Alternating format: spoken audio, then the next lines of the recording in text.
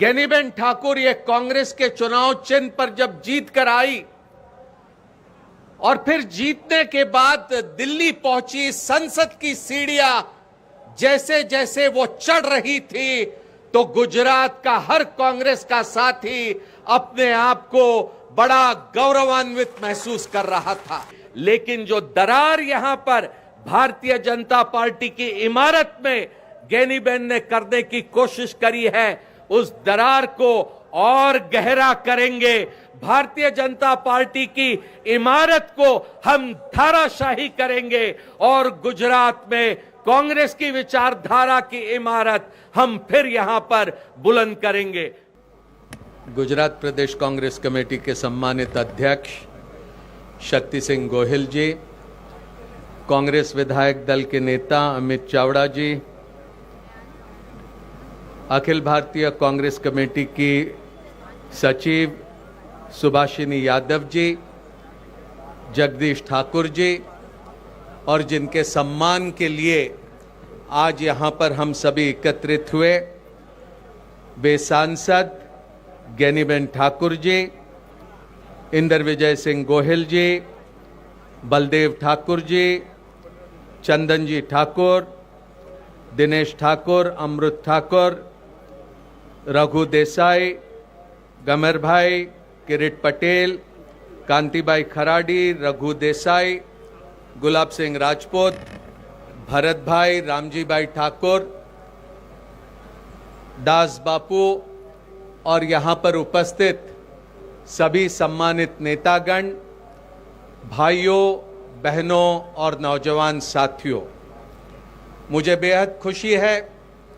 कि आज यहाँ पर ज्ञानीबेन ठाकुर के सम्मान के लिए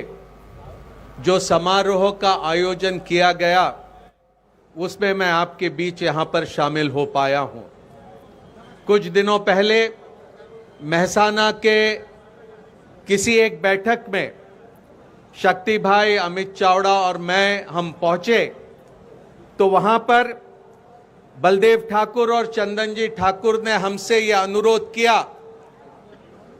कि ज्ञानीबेन का हम सम्मान रखना चाहते हैं पाटन में पिछले सालों में हुई है। कुछ समय पहले यानी 4 जून को जब लोकसभा के परिणाम आए और गुजरात की 26 सीटों में से ज्ञानीबेन ठाकुर ये कांग्रेस के चुनाव चिन्ह पर जब जीत कर आई और फिर जीतने के बाद दिल्ली पहुंची, संसद की सीढ़ियां जैसे जैसे वो चढ़ रही थी तो गुजरात का हर कांग्रेस का साथी अपने आप को बड़ा गौरवान्वित महसूस कर रहा था। एक ऐसी नेता जो दिलेर है, एक ऐसी नेता जो किसी को डरेगी नहीं, एक ऐसी नेता जो समाज के दलित, पीड़ित, परेशान, गरीब के तरफ हाथ बढ़ाने का हमेशा काम करेगी। एक ऐसी नेता जब ज्ञानीबेन संसद में पहुंची तो हमें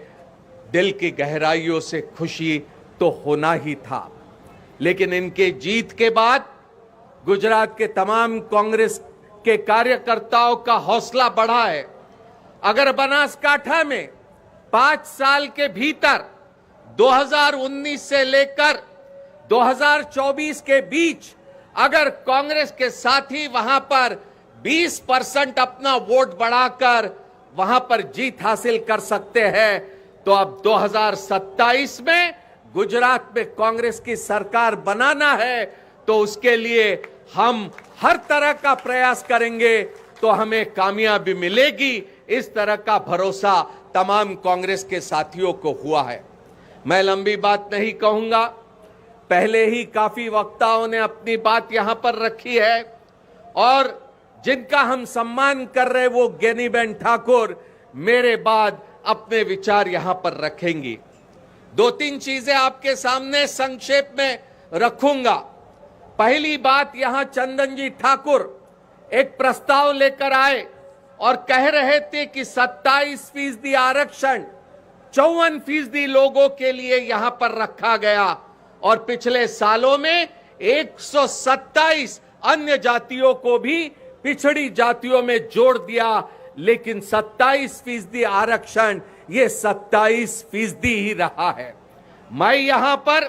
पूरी जिम्मेदारी के साथ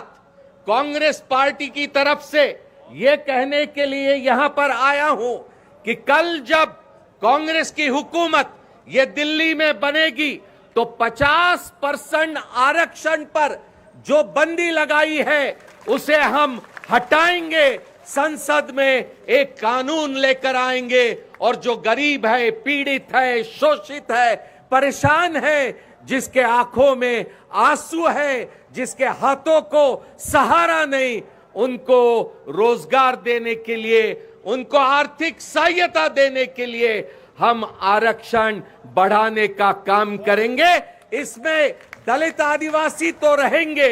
इसमें बख्शी पंच रहेंगे, इसमें समाज का गरीब रहेगा, चाहे वो पिछड़ी जाति का हो या सामान्य वर्गों का हो, हर गरीब को हिस्सा मिलेगा। इस तरह का इरादा लेकर हम लोगों के बीच जाते हैं और जाते रहेंगे। ये पिछले दिनों में जिस तरह का राहुल गांधी जी ने लोगों के सामने अपना विचार रखा कि जातिगत जनगणना करके हम समाज में किस तरह की परिस्थिति, कौन सा समाज किस हालत में है, इसको हम पूरी तरह से जानने की कोशिश करेंगे और जिसको जिस तरह की आवश्यकता होगी उसकी वो आवश्यकता पूरी करने का हम प्रयास करेंगे। जातिगत जनगणना ये हमारा एक संकल्प है। नरेंद्र मोदी इसे रोकने की कोशिश करते हैं, लेकिन मैं यहां पर कहूंगा कि नरेंद्र मोदी लाख कोशिश कर ले, जातिगत जनगणना को अब वो रोक नहीं पाएंगे। अब वो सिर्फ कांग्रेस की मांग नहीं है, अब वो पूरे मुल्क की मांग बनकर रही है। शक्ति सिंह गोहिल जी ने दाहोद में जो घटना 6 साल की बच्ची के साथ हुई उसका संदर्भ यहां पर दिया। एक राक्षस वहां पर 6 साल की बच्ची का बलात्कार करता है और उसका खून कर देता, लेकिन 56 इंच की छाती रखने वाला नरेंद्र मोदी, उसके सीने में किसी तरह से कोई दर्द नहीं होता, उसके आंखों में कोई आंसू नहीं बहते। मैं इन्हीं शब्दों के साथ इतना कहना चाहूंगा कि यहां पर बनासकांठा से हमने शुरुआत करी है।